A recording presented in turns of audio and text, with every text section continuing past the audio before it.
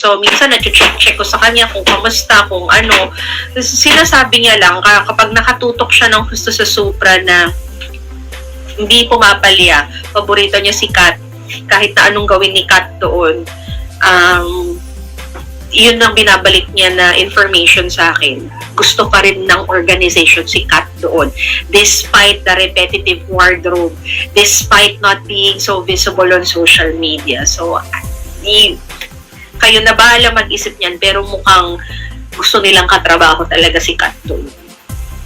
So inyo pong napanood mga kapolitika itong sikat or kilala na pageant vlogger na si Tita Lavinia dito sa kanyang update sa social media. Itong kanyang naging pahayag ay confirmation doon sa mga usap-usapan at mga rumors na itong si Katrina ay paborito ng organization at ng mga sponsors dito sa Miss Supranational 2026.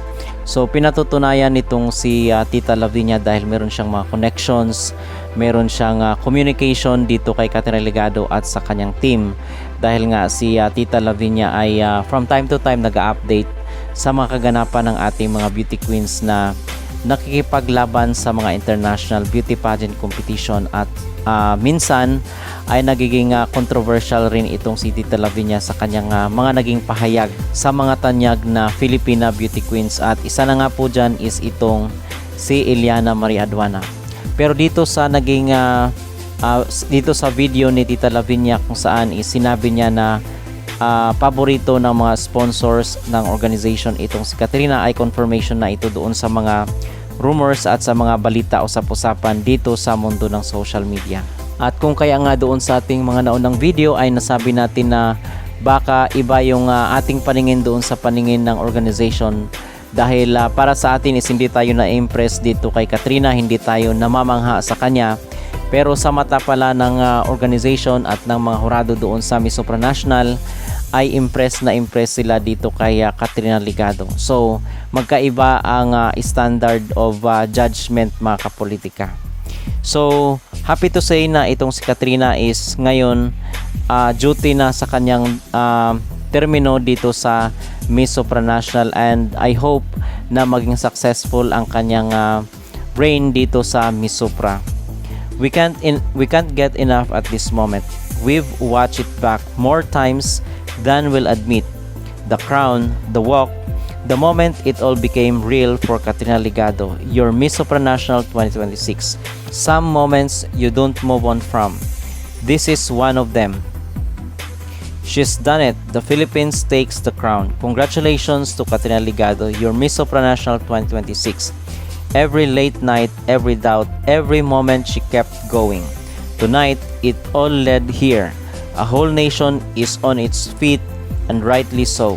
So dito sa naging statement ng Miss Supra organization ay siguro marahil alam nila yung mga pagdududa, yung mga doubts, yung pag-aalinlangan dito sa laban ni Katrina Ligado, ng most especially ng mga Filipino pageant supporters, pero sila ay tsak na si Katrina ang kailang napupusuan dito sa Miss Supranational, at base ito dito sa kailang caption sa kailang page sa social media. At kitang-kita rin po natin yung mga video clip moment dito na nakikita natin sa internet kung saan ay mahal na mahal ng organization at ng mga polish itong si Katrina Ligado. At in fact, isa nga dito sa mga nag-viral sa social media is itong moment kung saan is inaayos ng isang staff or ng isang polish doon sa stage yung gown ni Katrina Ligado.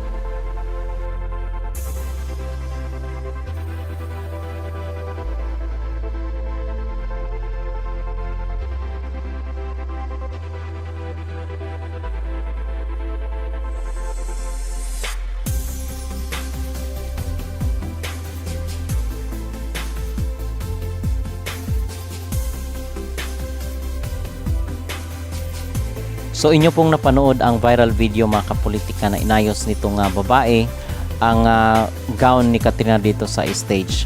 So aside from this is pag-uusapan rin po natin yung mga followers naman ni Katrina Ligado, kasi hindi pa ganoon kadami mga kapolitika yung kanyang mga followers dito sa social media. So ako is naka-follow na po ako doon sa Facebook page ni Katrina dito sa social media account niya. And then kung meron po kayong time is i-follow po natin si Katrina para naman maipakita natin yung mainit na suporta natin dito kay Katrina at sa pagbibigay niya ng karangalan sa ating bansa. At i-like din po natin yung kanyang mga post, panoorin natin yung kanyang mga videos na pinopost ng Miss Supra dito sa kailang page, okay?